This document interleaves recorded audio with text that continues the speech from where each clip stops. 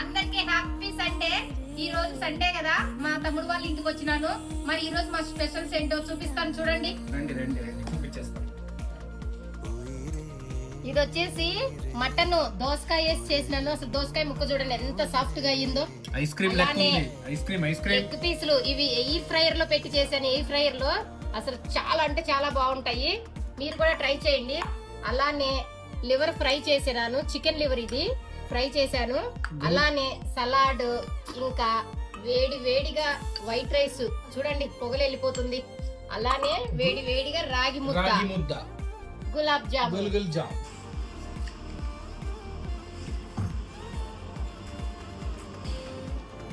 వంటలు ఎలా ఉన్నాయో కామెంట్ చేయండి. ఈ రోజు సండే కదా, మీ ఇంట్లో ఏం స్పెషల్ చేసుకున్నారో కూడా కామెంట్ చేయండి. ఈ వీడియో నచ్చినట్లయితే లైక్ చేయండి, షేర్ చేయండి, సబ్స్క్రైబ్ చేసుకోండి.